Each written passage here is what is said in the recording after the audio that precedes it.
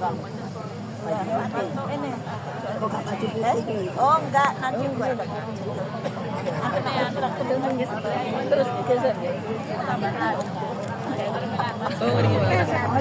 Assalamualaikum warahmatullahi taala wabarakatuh. Alhamdulillahi rabbil alamin. Wa bihi nasta'inu ala umuri dunya waddin.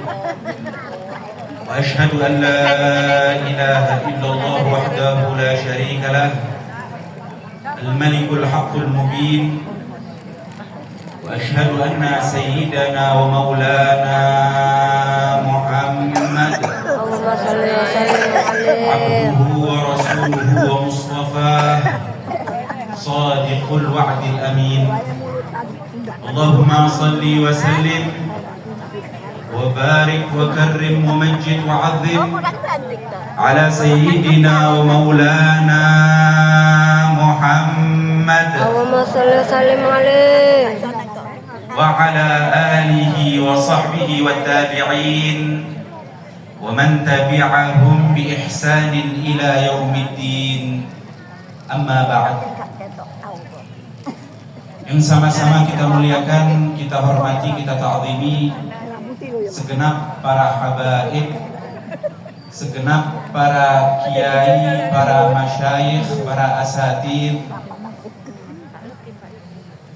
terkhusus kepada beliau yang mulia, guru kita bersama, Asosias Profesor Dr. Al-Habib Segaf Ibnul Habib Hasan bin Ahmad Baharun, yang mudah-mudahan Allah Subhanahu wa Ta'ala selalu melindungi beliau, selalu melancarkan dakwah beliau. Amin.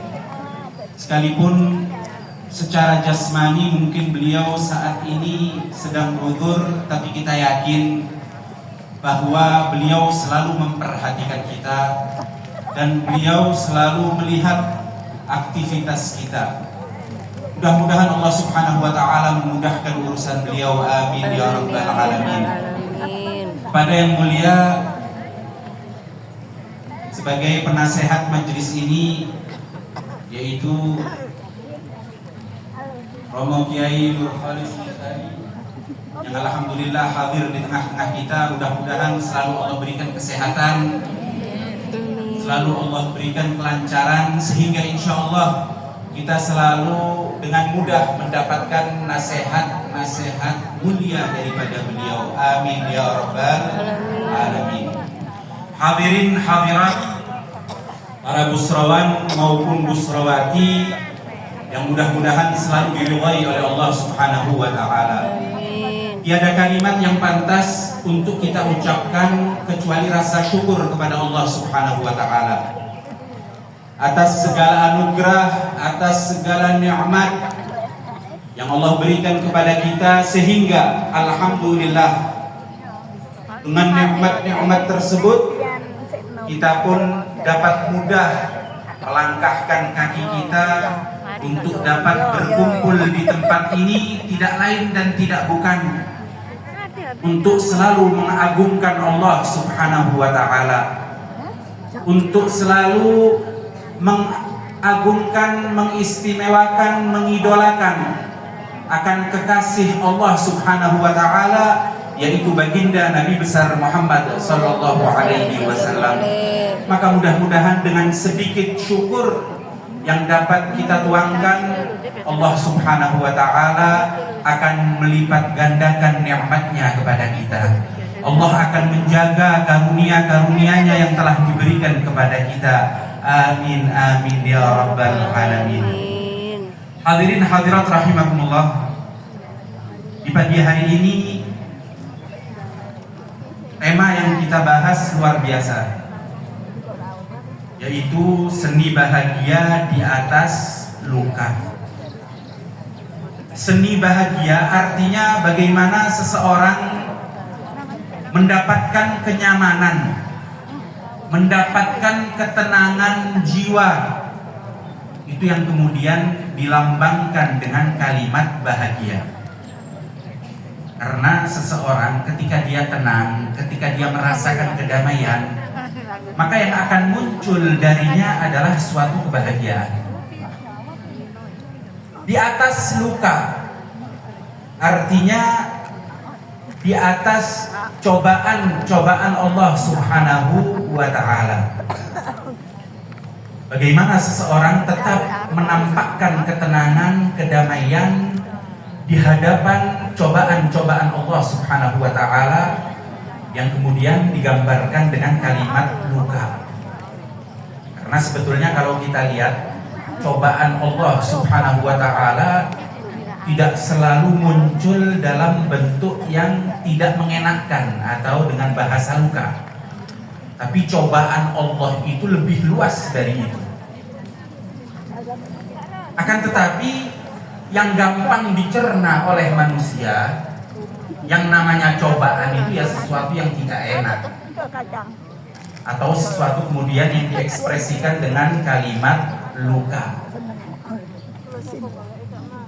Baik itu contoh ditinggal oleh orang yang dia kasihi, atau kehilangan harta yang telah dia upayakan, ataupun hal-hal yang lain yang ibaratnya seperti sesuatu yang melukai akan diri kita, melukai akan hal-hal yang sebetulnya sudah kita upayakan dari jauh, tapi kemudian terluka oleh hal-hal tersebut, baik kehilangan harta ataupun kehilangan orang yang dikasihi tersebut. Ala kulli hal, maksud daripada seni bahagia di atas luka adalah bagaimana kita sebagai manusia tetap memiliki ketenangan di hadapan musibah atau cobaan Allah Subhanahu wa ta'ala. Sebab hadirin, yang namanya orang hidup itu tidak mungkin lepas dari yang namanya musibah, dari yang namanya bala. Karena memang Allah Subhanahu wa ta'ala tidak menciptakan kita, tidak menciptakan kehidupan ini kecuali untuk hal tersebut. Dalam surat Al-Mulk sudah seringkali kita baca, Alladzi khalaqal mauta wal hayata liyabluwakum ayyukum ahsanu amala. Allah secara jelas menyatakan liyabluwakum. Allah tidak menciptakan kehidupan ini kecuali semata-mata liyabluwakum, karena Allah ingin memberikan bala, memberikan musibah, artinya menguji kita, sehingga dari situ akan terlihat mana di antara kita yang betul-betul dapat berperilaku baik di hadapan ketentuan Allah Subhanahu wa ta'ala. Bahkan kalau kita mau melihat urusan cobaan ini, maka sebetulnya cobaan kita nggak ada apa-apanya kalau kita mau bandingkan dengan cobaan yang dihadapi oleh kekasih-kekasih Allah Subhanahu wa ta'ala. Karena memang semakin orang itu dekat dengan Allah, maka ujiannya juga semakin berat. Sekarang kalau kita mau gambarkan ujian anak TK sama ujian anak yang duduk di bangku SD, itu lebih susah mana? Lebih susah yang di bangku SD, karena lebih tinggi tingkatnya. Nanti kita lihat lagi, yang duduk di bangku SMP lebih susah lagi, yang duduk di bangku SMA lebih susah lagi. Loh, artinya apa? Ya memang semakin tinggi tingkatannya, maka akan semakin tinggi pula cobaannya atau ujiannya. Karena itu Rasulullah SAW dia menyatakan di dalam sabdanya, asyaddun nasi bala'an al-anbiya thumma alladhina yalunahum thumma alladhina yalunahum. Paling hebat kalangan manusia di dalam menerima musibah atau bala dari Allah Subhanahu wa ta'ala adalah para nabi dan para rasul. Karena memang tingkatan mereka tingkatan yang paling tinggi. Manusia yang paling istimewa adalah para nabi dan para rasul, itu yang paling istimewa. Dan yang paling istimewa di antara mereka adalah kasih Allah Subhanahu wa taala, Nabiyuna Muhammad sallallahu alaihi wasallam. Karena itu ujian beliau paling hebat, paling besar. Baru kemudian kata Rasulullah, "Faman ladzina yalunahum." Kemudian golongan yang pangkatnya di bawah para nabi atau para rasul, yaitu para ulama. Lihat bagaimana ujian mereka para ulama, luar biasa. Sekalipun mungkin secara zahir kita melihat kehidupan mereka seakan-akan nyaman, seakan-akan, padahal ujian yang mereka hadapi luar biasa. Bukan hanya masalah keluarga mereka, bukan hanya masalah kepribadian mereka, bahkan masalah umat pun menjadi masalah bagi para ulama. Karena itu para ulama kita ini kita doakan, Kiai Nur Khalis, Masya Allah, kita doakan mudah-mudahan Allah Subhanahu wa taala berikan kekuatan. Karena sebab bala ataupun musibah yang dihadapi otomatis lebih hebat daripada apa yang kita hadapi. Oleh karena itu, beliau Al-Habib Segaf di dalam buletin ini ada beberapa poin yang perlu kita ambil. Poin yang pertama yang beliau paparkan dalam kolom A, beliau menyatakan bahwa setiap orang pasti memiliki musibah. Dan jelas ayat yang kita baca tadi. Jadi gak mungkin ada yang lepas dari yang namanya cobaan, apapun bentuk daripada cobaan tersebut.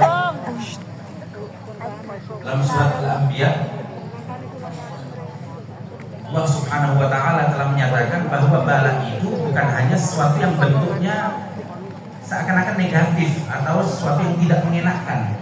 Kadang-kadang sesuatu yang enak itu justru menjadi musibah yang lebih hebat. Karena kita tidak sadar itu adalah suatu bala, suatu ujian dari Allah. Karena itu Allah berfirman, "Wa nabluukum bisyarri wal khairi fitnah wa ilaina turja'un." Sungguh kami akan menurunkan bala, memberikan ujian kepada kalian umat manusia, bisyarri dengan sesuatu yang mungkin tidak mengenakan, wal khairi, begitu juga dengan nikmat-nikmat yang secara zahir terlihat enak, nyaman. Ini semata-mata sebagai fitnah. Dan ingat, wa ilaina turja'un, dan hanya kepada kami kalian kelak akan dikembalikan. Artinya apapun yang kita hadapi akan dimintai pertanggungjawabannya oleh Allah Subhanahu wa taala. Oleh karena itu, sebagai seorang mukmin yang mengetahui bahwa Allah tidak pernah menciptakan sesuatu itu sia-sia, maka hendaknya dia menyadari bahwa di balik bala, di balik musibah, ternyata terdapat banyak hikmah yang Allah berikan kepada kita. Jadi sebetulnya musibah atau bala itu bukan datang sia-sia, tapi ada hikmahnya. Itu kemudian yang beliau paparkan dalam B, bagian B. 3 makna besar di balik ujian beliau sebutkan. Yang pertama, kadang-kadang ujian itu Allah berikan memang untuk menghapus kesalahan kita.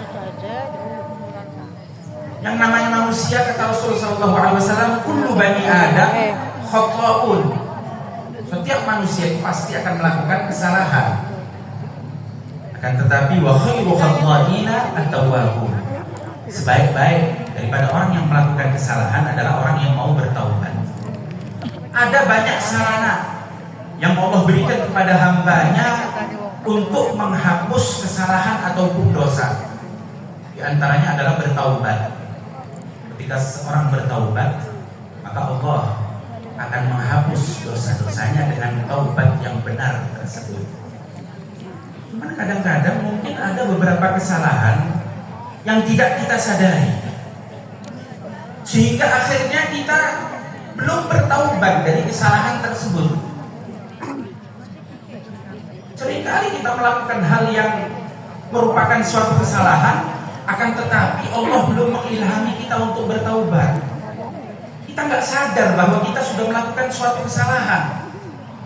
Maka ketika Allah Subhanahu wa taala ingin menghapus dosa tersebut, maka Allah berikan kepada hamba tersebut suatu musibah atau suatu ujian. Karena itu beliau menyampaikan sebuah hadis, "Ma yusibul muslima min nasabin wala wasabin wala hammin wala hazanin wala adan wala gham hatta syaukah yushakuha illa kaffarallahu biha min khataya." Ternyata tidaklah seorang mukmin itu tertimpa apapun, kelelahanlah, gangguanlah, bahkan walaupun hanya sekedar duri yang menusuk kakinya mungkin ketika dia berjalan, merupakan suatu musibah. Tidaklah hal tersebut muncul kecuali karena memang Allah ingin untuk menghapus kesalahan atau dosa daripada hamba tersebut. Ternyata hikmah dibalik adanya musibah, kalau kita lupa untuk bertaubat, kita ternyata tidak menyadari kesalahan sehingga belum bertaubat, ternyata musibah yang kita hadapi tersebut akan menghapus kesalahan ataupun dosa-dosa itu kan.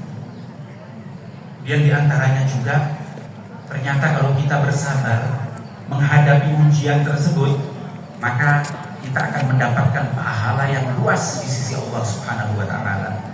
Sampaikan firman Allah taala, "Innama yuwaffas sabiruna ajrahum bighairi hisab." Sesungguhnya Allah Subhanahu wa taala akan membalas pada orang-orang yang mau bersabar akan musibah yang dia hadapi. Allah akan memberikan pahala terhadap mereka bighairi hisab, tanpa hitungan. Artinya pahala yang luar biasa. Lalu kemudian dengan musibah yang dihadapi tersebut, derajat kita akan diangkat oleh Allah Subhanahu wa taala. Karena itu Rasulullah sudah mengatakan, yang paling hebat ujiannya itu ya para nabi. Karena apa? Karena memang mereka derajatnya paling tinggi di sisi Allah Subhanahu wa taala. Kemudian sebagai seorang mukmin, terkhusus kepada umat Nabi Muhammad SAW, kita diberikan nikmat yang tidak didapatkan oleh umat-umat terdahulu. Nikmat itu adalah diutusnya Nabi Muhammad SAW di tengah-tengah kita. Nabi Muhammad SAW merupakan karunia yang paling agung yang kita dapatkan sebagai umat beliau Nabi Muhammad SAW. Oleh karena itu jangan sia-siakan nikmat tersebut. Jadikan Nabi Muhammad SAW jalan keluar untuk setiap problem yang kita hadapi. Sebab Allah Subhanahu wa taala telah menyatakan, "Laqad kana lakum fi Rasulillahi uswatun hasanah." Sungguh telah ada untuk kalian sekalian umat di dalam jati diri Rasulullah SAW uswatun hasanah, tauladan yang terbaik. Artinya sebetulnya ketika kita menghadapi apapun di dalam kehidupan ini, rujukan kita adalah beliau Nabi Muhammad SAW. Beliau bukan orang yang selamat dari yang namanya musibah. Beliau bukan orang yang dapat dijauhkan dari yang namanya bala. Beliau menghadapi itu semua. Semenjak beliau dilahirkan pun kita sudah ketahui bagaimana beliau tidak merasakan kasih sayang langsung daripada seorang ayah. Masih kecil pun beliau sudah ditinggal wafat oleh ibunda tercintanya. Belum lagi ketika Allah memberikan ujian menjadikan beliau seorang rasul, berapa banyak musuh yang beliau hadapi. Artinya cobaan beliau luar biasa. Tapi coba kita lihat bagaimana beliau menghadapi cobaan-cobaan tersebut. Dan itulah yang seharusnya kita jadikan teladan, kita jadikan pegangan ketika kita menghadapi cobaan-cobaan yang Allah berikan kepada kita. Karena itu beliau menyatakan dalam bagian yang C, menghadapi ujian dengan ilmu Nabi Muhammad SAW, serta yang D, teladan dalam bahagia di atas ujian tidak lain adalah Rasulullah Sallallahu Alaihi Wasallam. Di dalam menghadapi musibah, kita sebagai seorang mukmin hendaknya menyadari bahwa benar ada sesuatu mungkin yang secara zahir itu sesuatu yang tidak mengenakan, sesuatu yang diibaratkan dengan luka, sesuatu yang tidak menyenangkan. Tapi ingat, bukankah kita bersama memiliki Tuhan Allah Subhanahu wa Ta'ala yang sudah berikrar bahwasanya zat beliau adalah Ar-Rahmanur Rahim. Ini kita baca di dalam surat Al-Fatihah. Kita baca setiap kali setiap kita salat. Bismillahirrahmanirrahim. Kita selalu menyatakan dengan nama Allah. Bagaimana sifat Allah tersebut? Ar-Rahman Ar-Rahim, zat yang maha pengasih, zat yang maha penyayang. Tidak ada suatu zat pun yang menyayangi, mengasihi kita lebih daripada Allah Subhanahu wa Ta'ala. Jadi sebetulnya ini sudah kita buat pegangan. Artinya ketika kita memiliki Allah Subhanahu wa Ta'ala yang maha pengasih, nggak mungkin Allah akan memberikan sesuatu yang kemudian menyusahkan kita. Pasti di balik sesuatu tersebut ada kasih sayang yang mungkin tidak kita pahami.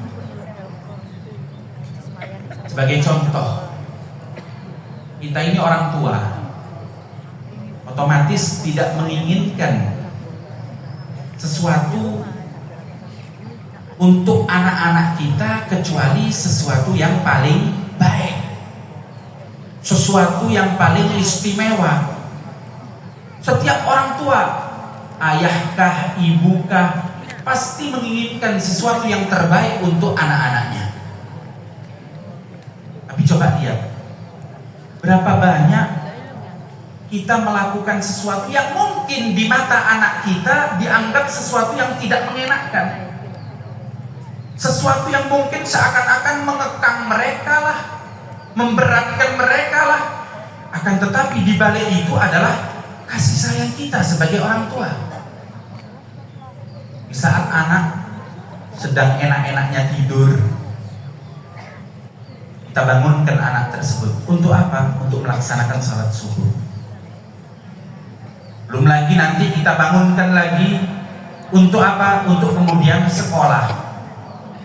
Anak kita, coba kalau dikasih pilihan, coba kasih pilihan anak kita, mau tetap tidur atau mau ke sekolah, kira-kira milih apa? Pasti milih tidur. Kurang enak apa tidur ya?